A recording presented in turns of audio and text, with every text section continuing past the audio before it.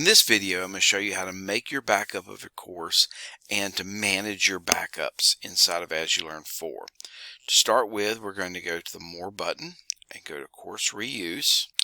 We're then going to go down to where it says Import and pull this down to Backup. From here, we can make some selections for some overarching pieces like calendar entries or groups and groupings, but typically we'll take the whole thing.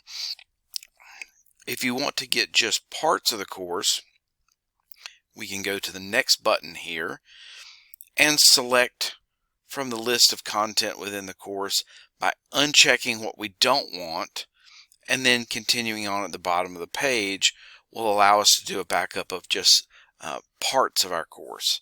But if we go back to the previous screen and instead of hitting the next button, we can also do jump to final step, and this will take everything in the course, all of your content, all of your assignments, all of the tools, and put it into the backup.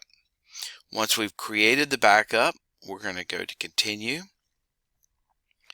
and we pull down here to the user private area, and you can see this is the backup that I made and today's date. This particular backup, since it's a small course, is 170 kilobytes.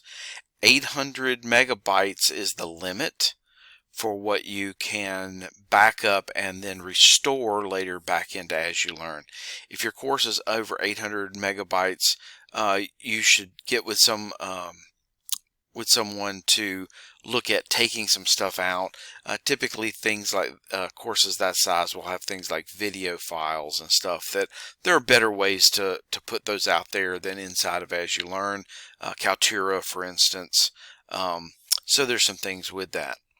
Once you've made this backup, I would recommend downloading it and saving it to your local hard drive or to Google Drive or somewhere that you can get access to it later, so that if you want to teach that course or go back and see how you had done pieces at an earlier course version, you can request a dev course and restore that backup to it so you can get to all of your content.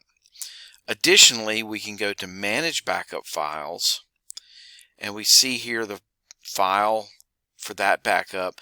We want to delete that file, so we want to go here and delete it after we've saved it to our local machine.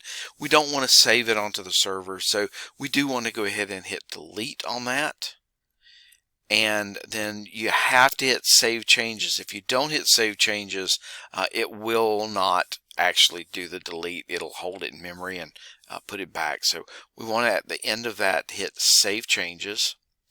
And so we're cleaning up those backups as we've made them, but we've still saved it onto our local drive.